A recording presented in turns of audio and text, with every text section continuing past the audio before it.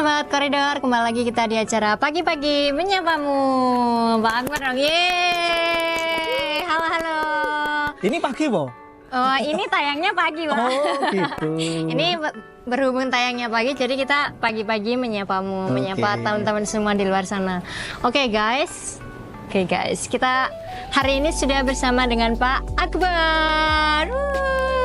Nyapanya apa, guys, atau apa? Apa ya, Sobat Koridor Oh, sih Sobat biasanya. Koridor, Tapi selamat pagi. selamat pagi. Oke, Pak Akbar boleh nggak ini kenalan? Mungkin Sobat Koridor di luar sana kan belum ada yang kenal nih Pak Akbar ini siapa? Nih tiba-tiba ada di sini gitu, boleh? Ya, boleh. Nama saya Akbar. Biasanya kalau sehari-hari saya dipanggil Akbar, tapi kalau 3 hari dipanggil Akbar gitu ya. Nah, ini Terserah.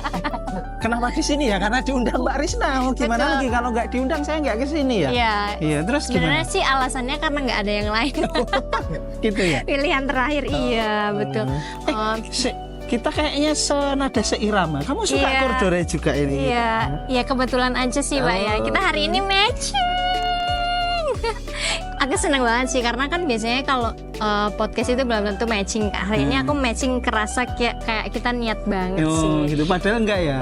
Padahal sebenarnya niat juga karena untuk mengundang Pak Akbar ini tuh udah lama banget. Pak Akbarnya bilang iya oke oke tapi ternyata sibuk luar kota. Pak Akbarnya luar kota terus nih Pak. Enggak yo. Iya. Oke, enggak ini beneran Pak Akbar yang bohong. Oke Pak, ini kan berhubung Pak Akbar ini saking sibuk, super ekstra sibuk. Mau tahu Pak, sebenarnya motivasi untuk bekerja itu apa sih Pak? Motivasi bekerja? Pak Akbar? Ya selain uang ya. Oh ya, itu saya juga sih, itu alasan utama sebenarnya. Ya selain uang bekerja itu apa? Pengembangan diri gitu. Oh, kita dapat tantangan apa-apa gitu kan. Misalnya dapat challenge apa gitu. Oh, apa namanya? Kita tambah jaringan relasi, terus bisa kemanapun kita pengen gitu kan. Terus kita kemanapun itu sebenarnya bukan bukan sekedar wisata enggak, tapi kita kulaan itu apa ya? Kulaan pengalaman. Iya, gitu. kulaan pengalaman yang bisa kita experience, yang kita bisa share lagi. Misalnya nih kita ada pandangan baru, misalnya kita ke Singapura. Di situ kita kemarin ke SHCC ya, Singapore Heritage Conservation Center. Jadi kita belajar bagaimana barang-barang heritage. Ya kita mah heritage. Ini heritage orangnya atau apanya ya? Nunjuknya kayak ambigu gitu. Ya ini kamu 1, aku 3, berarti yang heritage ya. 1 gitu loh. 4 gini. Ya, heritage jadi bagaimana misalnya pengelolaan sebuah benda cagar budaya atau heritage itu diolah seperti apa? Misalnya dari pameran atau sebelum pameran itu perlakuannya seperti apa? Nah, kita belajar di sana. Misalnya kayak lukisan gitu ya, ada atau naskah manuskrip gitu. Benar-benar dibuka, diteliti satu-satu. Oh ya, itu ada orang Indonesia juga loh yang bekerja di sana. Yang bekerja di sana. Iya. Seusiamu kayaknya itu. Itu memang orang Indonesia yang lama tinggal di Singapura, udah warga negara Singapura, atau memang kesana untuk kerja Iya, doang? kesana untuk kerja. Oh. Kesana untuk kerja. Kok bisa masuk ya, Pak? Iya, cocok. Pas lubangnya jadi masuk. Skip. Oh iya kan, ya kayak emur banget itu kan. Skip. Ya. Bisa. Lanjut. Ya. Pak. Aku kan tahu. Lanjut. Ah, iya, gitu. Ada orang Indonesia. Kenal atau Iya, kenalnya di sana.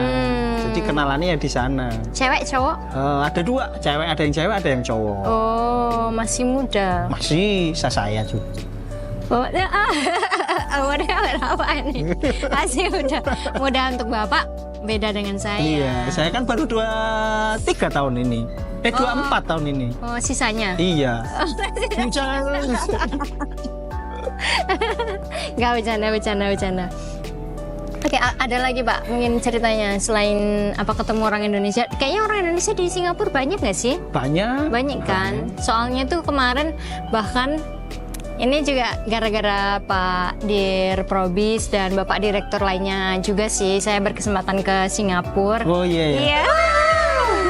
Ini kalau nggak diedit, kalau diedit ada gitu ya. Iya, nanti ada kayak gitu biar makin meriah. Oke. Di sana memang banyak orang Indonesia sih Pak. Kayak ya bukan hanya orang Indonesia, bahkan orang Singapurnya sendiri juga bisa bahasa Indonesia. Jadi Oh, iya. kerasa di rumah sendiri. Betul. Naik apa kemarin, naik Grab atau naik MRT? Kalau dari airport ke hotel naik MRT, cuman untuk mobilitas tempat wisata kebanyakan naiknya bus malahan. Oh, naik bus. Naik bus. Lebih enak Tapi tetap soalnya. ngetap kan? Tetap ngetap. Ngetap. Iya. Ngetap. Iya, soalnya kalau MRT itu kadang kita nyari lokasi MRT-nya itu jauh dari tempat kita berada. Ya, Jadi harus kita belajar dulu. Oh, kita mau ke National Museum, berarti nanti kita turun stasiun mana gitu. Ya. Iya, terus kita ngerasa kayak males. Kita orangnya karena orang males ya. Jadi kita kayak nyarinya ya udah bus station aja yang lebih dekat, terus pakainya bus station. Tapi agak mesti lebih lama ya. Karena Iya, lebih muter kan? lama, lebih lama karena macet juga kan. Kalau MRT kan enggak. Gitu. Oke, itu tadi sedikit pengalaman ke Singapura. Mungkin teman-teman juga sebenarnya di luar sana masih banyak orang yang lebih sering ke Singapura kali ya. Jadinya kayak ya begitulah. Kenapa? Gitu kan? Ya di sini orang-orang saya orang-orang yang nggak terlalu sering ke Singapura, jadinya kayak experience-nya dapat banget. Terus ya bisa di Banyak orang Jawa yang Singapura, ada yang Singapura, ada yang sing ngechat, ada yang sing nyemen, itu ada juga. aku diem aja sih, aku diem aja. Soalnya ini jokes bapak-bapak, nanti aku kerasanya kayak aku udah tua. Oke Pak Akbar kan ini sibuk banget nih.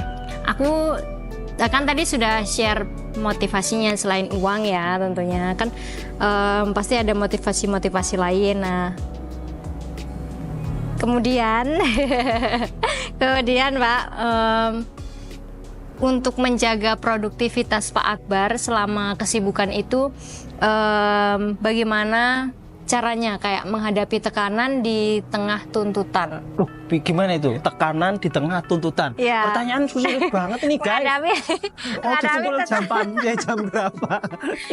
Menghadapi tadi harus dihafal dong jawabannya. Menghadapi tekanan atau deadline yang ketat, cara menjaganya produktivitas gimana? Kan kadang kalau saya pribadi ya, karena saya tidak terbiasa kerja yang deadline-nya ketat gitu loh Pak. Jadinya kadang ada hari-hari di mana yang saya harus, ini Mbak, ini udah belum kayak gitu tuh, kayak pusing gitu loh Pak. Kayak kelihatan?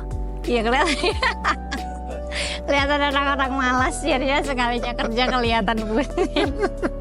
Oke, kalau untuk Pak Akbar sendiri gimana, kayak menjaga ritmenya biar nggak kayak pusing di tengah-tengah? Iya, gini, yang gitu. jelas kita kan ketika ada aktivitas itu kan kita tahu dulu, ini aktivitas ini targetnya kapan, ya kita tentukan dulu timelinenya itu seperti apa, terus kita bagi koordinasikan ke direktorat ya, misalnya ada manajer operasional, supervisor dan staff, itu kita kumpulkan, ini loh kita ada aktivitas seperti ini, timelinenya seperti ini, PIC-nya siapa, kita bagi aja tugasan itu. Nah kita hanya mengontrol saja nanti outputnya misalnya dalam minggu pertama outputnya ini, ya udah kita kontrol sudah ada belum, ada kendala apa, ya udah kita kontrol aja. Jadi sebenarnya tekanan atau stres atau apa itu kan yang ciptain diri kita ya. Ketika kita enjoy di situ ya sudah, ya stres bolehlah dikit, tapi kan ketika pagi hari ritual saya itu pagi bangun tidur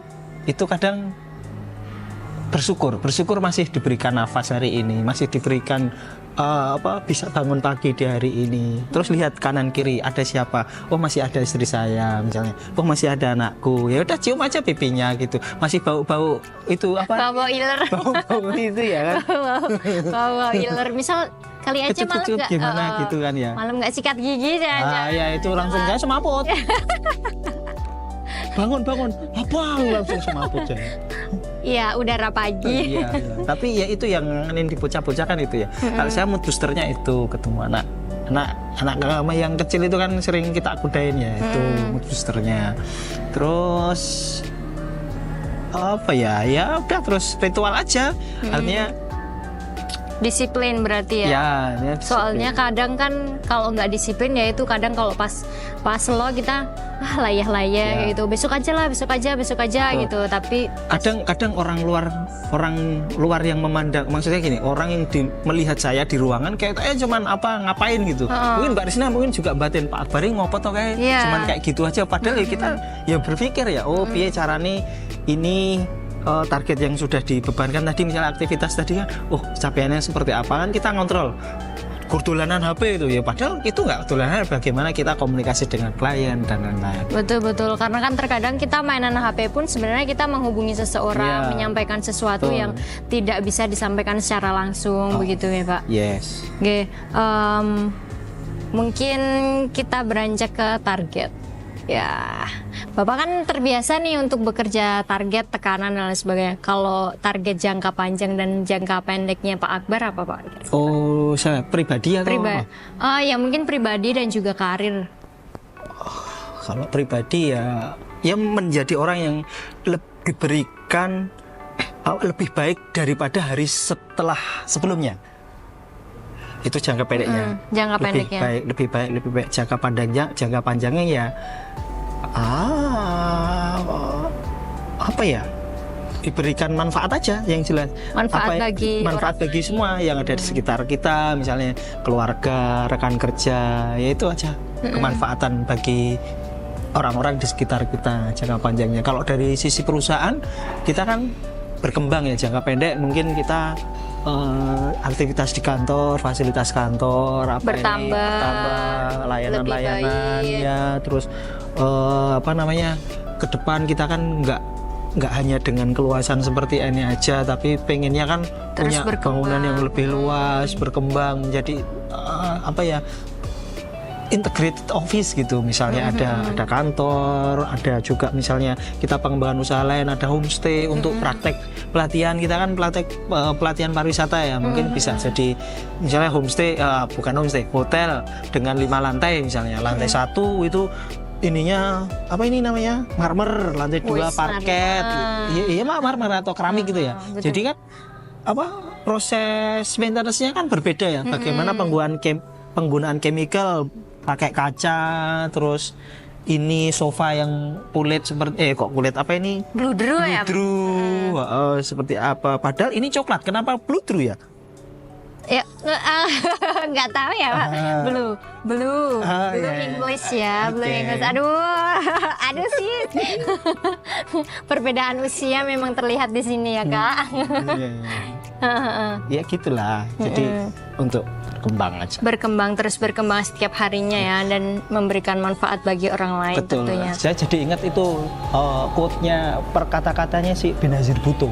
Siapa itu Benazir? Benazir Bhutto itu tahu nggak? Benazir Bhutto itu adalah Perdana Menteri perempuan Pakistan. Jadi pada saat itu saya baca artikel buku itu, dia mengatakan gini, sebuah kapal atau kapal pesiar itu memang ketika bersandar itu memang terlihat mewah, bermandikan cahaya lampu gitu, gemerlap gitu kan, bayangannya seperti itu. Tapi sebenarnya kapal pesiar itu diciptakan tidak untuk bersandar, tapi untuk apa? Untuk mengarungi lautan, menerjang gelombang, ya kan? Jadi dia diciptakan untuk itu, kegagahannya, keindahannya itu untuk itu. Tapi kalau dia diam saja ya memang terlihat gagah, tapi kalau dia nggak dipakai kemana-mana ya sudah, nggak ada, useless gitu kan. Tapi coba, iya kan, kapal itu kan diciptakan untuk memecah gelombang, ya itu kembali lagi ke kita. Mungkin saya kayak gini penampilan seperti ganteng gitu ya, cie gitu. Siapa yang bilang diri sendiri? Tapi kita itu diberikan, kita anugerah seperti ini tidak untuk mager ya. Jangan hanya mager, maku gitu, enggak. Maku ya kan? Bangun ya. Artinya apa itu mager itu apa? Malas gerak. Oh iya. Iya kan? Malas kiranya gerak. tok gitu. Iya. Kamu malu nggak? Apa? Malu apa? Hah? Malu nggak? Malu apa ya? Enggak, saya duduk. Yeah. Saya nggak malu ya. Aduh, ini lama-lama saya jadi bercandanya bawa bapak ini dengan teman-teman saya juga. Ya, jadi kan Sampai mana tadi? Sampai kapal siar. Jadi diciptakan untuk melawan atau mengarungi gelombang lautan. Jadi sampai kali kita di catatan seperti ini, anugerah kita diberikan seperti ini, ya sudah kita mengarungi kerasnya gelombang kehidupan. Jadi kalau hidup lurus-lurus aja, tenang-tenang aja, ya kita nggak dapat apa-apa, nggak dapat pengalaman gitu loh. Berarti kayak Mbak Desna kan, misalnya kemarin ke Singapura, apakah itu perjalanan mulus-mulus aja? Saya pikir enggak juga, tapi kalau dilihat secara detail-detailnya memang enggak semua kehidupan itu tuh mulus-mulus saja, pasti ada gelombangnya. Tapi kalau dengan cara kita bersyukur ya, kita ngelihatnya kan pasti secara general. Oh, kemarin alhamdulillah berangkat pulang selamat. Amin. Alhamdulillah kayak gitu. Kalau dilihat kita nggak bersyukur ya kayak aduh kemarin ternyata kita beli makannya kurang ini. Itulah, tapi kalau bersyukur ya kita lihat generalnya masih diberikan keselamatan, pulang, pergi sama-sama, nggak ada yang ketinggal, semua proses imigrasi lancar kayak gitu ya. Memang alhamdulillah begitu. Memang manusia itu terlihat besar, terlihat ini itu karena kita terus berjalan bermanfaat bagi orang lain gitu, tidak berhenti di situ tiap hari untuk belajar gitu ya Pak. Iya, saya jadi ingat kata-kata Kim itu mengatakan gini, mungkin kita dilihat seperti ini sempurna seperti ini, sebenarnya mungkin itu karena Tuhan belum membuka aib kita aja, tapi masih menutupinya oleh Tuhan. Ya udah, apapun kerjakan ya semaksimal mungkin. Betul. Kalau definisi kesuksesan sendiri untuk Pak Akbar seperti apa? Iya, manfaat bagi orang lain. Manfaat bagi orang lain ya. Karena untuk apa kita hidup kalau tidak bermanfaat bagi orang lain? Yang menilai sukses itu bukan kita ya, tapi orang lain.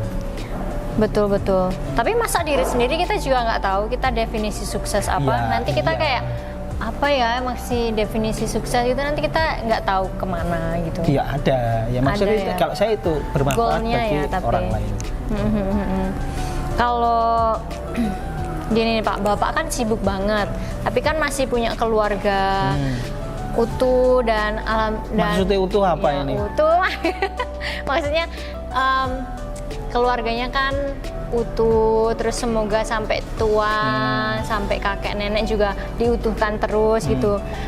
Anaknya masih di rumah semua gitu loh Pak, belum ada yang nikah keluar rumah gitu loh, maksudnya kan masih utuh gitu, jadi satu. Maksudnya jadi satu. Iya, jadi satu. Nah, gimana sih Pak caranya gini menyelaraskan antara Bapak kan sibuk banget di rumah, keluarganya masih rame gitu, menyelaraskan antara kesibukan dan juga rumah gitu Pak. Kan pasti kan di rumah banyak orang, banyak tuntutan dong. Papa ini, papa itu gitu. Papa di mana kayak gitu. Nah, cara menyelaraskannya itu gimana? Iya kan sekarang ada HP ya. Oh, komunikasi cukup ya. Komunikasi. Pengertian. Iya, kadang ini Mbak, kadang saya itu kalau lagi ini ya jalan sama anak keluarga tiap hari Minggu, jalan kaki dari rumah ke Pemda, lapangan Pemda itu ada kayak semacam sunmor gitu. Oh iya. Ya jalan aja sambil ngobrol. Berarti gitu. yang penting quality time. Ya quality time. Saya memang kalau di rumah itu apa ya? Kalau di sini mungkin jabatannya mungkin direktur, tapi di rumah itu ada manajernya sendiri. Manajer keuangan dan lain sebagainya ya. Manajernya ada sendiri kan. Ya kita berperan di situ, berbagi peran di situ. Saya nyuci masih loh. Masih? Masih dong. Oh, lelaki idaman. Nyuci masih. Minggu. Tapi nyuci mesin kan? Ya, yang di mesin. Oh iya, karena memang ada baju-baju yang khusus harus dicuci tangan ya Pak. Saya sendiri. Kalau saya mantep nyuci gini daripada di mesin. Mesin itu kalau giling mengeringkan itu loh, ngeringin aja. Kalau ini ya aku enak gitu. Soalnya kadang kalau saya sih nyuci pribadi itu kalau kayak baju-baju yang kayak apa ya, yang takutnya rusak kalau di mesin gitu loh, tetap nanti dicuci sendiri kayak gitu. Daripada cepet buluk ya sis. Iya, jangan lihat saya gitu buluknya. Daripada cepet buluk ya sis. Begitu. Jadi memang quality time ya Pak. Ya kadang gini kadang kalau sering ngikuti medsos saya ya, entah itu di Instagram atau di Facebook, kadang saya nyetatusnya apa ya, nyetatus selain pekerjaan, aktivitas ini ya keluarga. Kemarin bagaimana foto saya misalnya dengan anak atau dengan istri, ya tak ungkapin aja di situ gitu. Apa nggak pernah berantem gitu Pak? Wah ya berantem ya bukan berantem ya, perbedaan pendapat. Perbedaan pendapat, tapi bukan karena jarang ketemu. Ya dulu awalnya seperti itu. Awalnya ya, tetap ada gitu ya. Kita sudah saling memahami. Berarti berantemnya pun selisih paham aja karena perbedaan pendapat, bukan karena jarang ketemu atau apa. Karena soalnya tuh sebenarnya Pak Akbar ini tuh sering banget keluar kota ke Semarang apalagi. Kayaknya hampir tiap minggu ke Semarang deh kemarin soalnya. Mungkin yang terakhir ini Pak, saya mau tips and trick mungkin karena saya belum berkeluarga, mungkin tips and trick untuk rekan-rekan yang belum berkeluarga, mungkin cara membedakan antara ya pacaran beda sama keluarga kan. Kalau pacaran nggak ketemu ya Pak, istilahnya kalau keluarga kan apa ya, kalau sudah bersuami istri kan nanti pulangnya pasti ke rumah, pasti ada rasa ayem gitu loh. Kalau lagi pacaran kan pasti kayak udah pulang belum, ini sekedar sekedar ketemu, basa-basi busuk gitu ya, basa-basi busuk gitu kan, jadinya kan beda ya rasanya. Kalau udah pulang ke rumah kan rasanya memiliki gitu. Kalau masih pacaran kan pasti ada cemburu kayak gitu, jarang ketemu gitu. Mungkin yang terakhir saya mau minta tips and triknya aja untuk menyelaraskan itu tadi Pak, sekali lagi antara karir dan juga hubungan antara pasangan mungkin atau keluarga gitu. Yang penting komunikasi ya, komunikasi dan komitmen, kita saling menjaga komitmen. Artinya gini, istri saya itu tipenya pencemburu. Tipenya pencemburu. Meskipun tomboy ya, dulunya kan tomboy ya, tapi dalam hati yang paling dalam itu pencemburu. Artinya gini, ya wajar sih, wong itu suaminya gitu. Ya, wong ganteng ini loh, wong ganteng. Iya. Makanya saya kemana-mana pakai ini. Apa itu? Oh ya. Jadi betul, biar betul. tidak digoda. Jadi biar kayak semuanya menikah. Ya nggak segitunya kali. Nggak segitunya. Kirain nikah. Jadi gini, intinya itu yang pertama adalah komunikasi, yang kedua komitmen. Karena ketika itu udah apa ya, selaras gitu, saya yakin kita dengan pasangan juga enak kok menjalaninya. Ya dulu awal-awal ya saya ya itu sering sering keluar kota, terus di rumah waktunya sedikit. Tapi ketika sekarang nih ya sudah, kita udah saling pengertian saja. Saling pengertian. Iya, artinya tugasnya apa, tugas kita di rumah apa. Ketika kita pulang ya sudah, kita ya sebagai orang yang di rumah ya, meskipun tetap berpikir pekerjaan di kantor seperti apa, tapi kita tetap mikir ke keluarga itu seperti apa. Udah makan belum? Masih udah makan belum nggak sih? Kalau suami istri itu masih udah makan belum yang kayak gitu nggak? Ya masih gimana? Juga? Masih dong. Udah makan belum? Udah makan belum? Anak lagi apa? Pap doang. Pap sering minta pap. Enggak pernah saya. Enggak pernah minta pap. Video call. Oh, langsung video call. Iya. Ngapain pap? Ya kayak kalian aja lagi meeting apa atau apa itu? Yang pap kayak gitu. Biasanya kan kayak gitu. Iya, jarang. Tapi lebih puas kalau video call. Iya, kan ada teknologi ya sekarang ya. Wajar sih. Oke, begitu Pak. Udah punya pasangan toh? Ada. Nah, makanya itu komitmen. Iya. Kasih. Tapi terkadang tuh kadang tuh ya kayak kadang ya goyah gitu loh. Goyahnya bukan. Goyahnya gimana? Kayak gigi aja.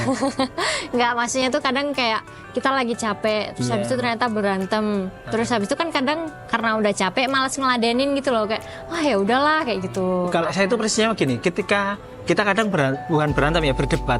Ketika anak melihat itu sedapat mungkin, ketika kita baikkan, anak juga melihat. Kadang kita berargumen gitu di depan anak, nggak sengaja gitu, mereka melihat gitu, wah ini bapak ibu berantem nih di pikiran mereka. Tapi sedapat mungkin ketika kita baikan ya sedapat mungkin mereka yang melihat kita saat itu, misalnya kita berpelukan, berciuman atau intinya apa yang kemarin mereka lihat itu ternyata udah baikan gitu. Biar tidak menimbulkan pemikiran-pemikiran yang tidak diinginkan gitu. Meskipun ya Pak. itu nanti mereka akan bertanya ke ibunya atau ke bapaknya. Kemarin kenapa? Iya. Gitu. Kita jawab ya udah kok nggak apa-apa gitu. Biasa, guyonan gitu. Kemarin bapak minta sambal terasi dibikinnya sambal sambal tempe atau apa kayak gitu aja, gitu ya. Oke, makasih loh Pak Akbar udah berbagi cerita bersama kita semua. udah meluangkan waktu di tengah-tengah kesibukannya. Semoga podcast ini dengan Pak Akbar yang ganteng dan sudah punya istri. Rumus matematika cinta itu menyatakan Apa? gini, Mbak. 1 ditambah 1 sama dengan 2. bukan. Matematika cinta itu menyatakan 1 ditambah 1 adalah segalanya. Cila. Tapi berapa? 1 dikurangi 1 adalah kosong dan hampa. Iya. Ini harus dikasih tepuk tangan mereka. Itu sih. Oke, sekali lagi makasih Pak Akbar sudah meluangkan waktunya. Semoga sekali lagi bermanfaat untuk kita semua dan sampai jumpa di lain kesempatan.